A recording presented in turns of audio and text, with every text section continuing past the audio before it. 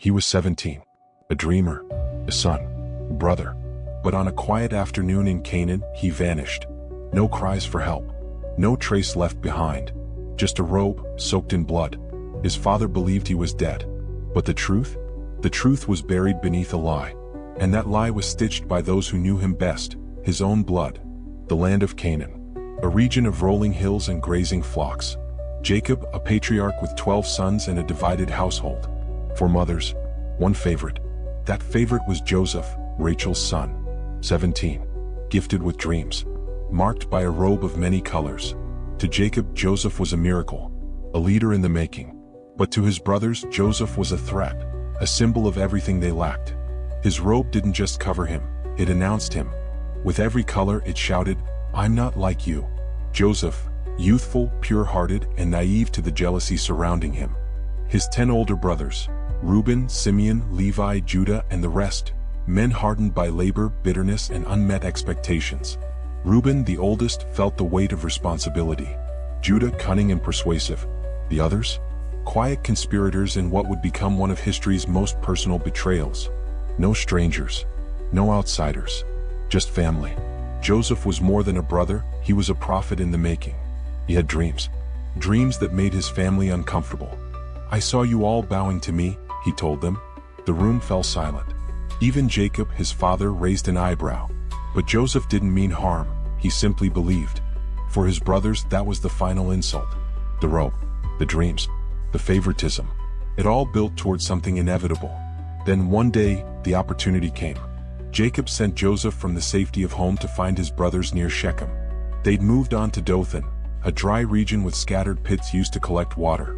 Joseph found them. But what he didn't know was that they had already seen him. "Here comes the dreamer," one of them muttered. They seized him, tore the robe from his back. Reuben objected. "Don't kill him," he urged. "Throw him in this pit." He planned to come back for Joseph later.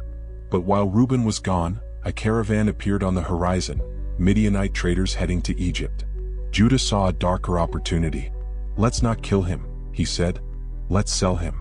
They sold their brother for 20 pieces of silver. Chains replaced cloth. Joseph was dragged toward Egypt, his cries fading into the wilderness. The brothers slaughtered a goat, dipped the robe in its blood, and brought it home. Jacob collapsed at the sight. "A wild beast has devoured him," they said. The crime was done. The cover-up complete. There was no investigation, no outcry, just grief. Jacob refused to be comforted. "I will go down to the grave mourning my son," he wept. Reuben said nothing. Guilt buried deeper than the pit Joseph was once thrown into. Judah, so bold in the crime, would carry the weight for years. They all did. Why didn't Joseph fight back? Did he see the betrayal in their eyes? Why did Judah offer the alternative to murder? Was it compassion or calculation? And Reuben, what did he feel returning to an empty pit? The questions hung in the air for decades. Joseph's fate was a mystery even to those who caused it. Jealousy is a slow poison. It builds in glances, in silence, in comparison. Joseph had what they didn't: attention, affection, ambition. He dreamed of greatness and he dared to share it. His brothers weren't just angry, they were ashamed. Removing Joseph wasn't just revenge, it was reclamation. To them it was justice. No weapons, no bloodshed, at least not Joseph's. Just a pit, a robe, and silver. His cries echoed as they walked away. The goat's blood became their alibi, the robe, their evidence. And Joseph?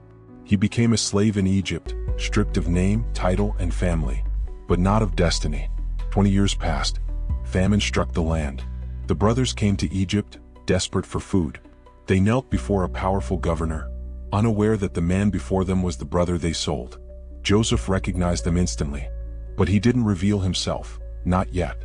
He tested them, watched them, searched for remorse.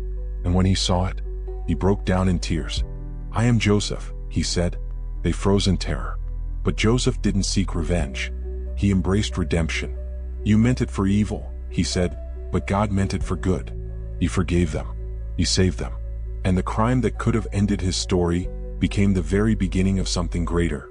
Sometimes betrayal comes not from strangers, but from blood. And sometimes the deepest wounds carve paths to the highest purposes. Joseph was kidnapped, betrayed, forgotten, but not destroyed.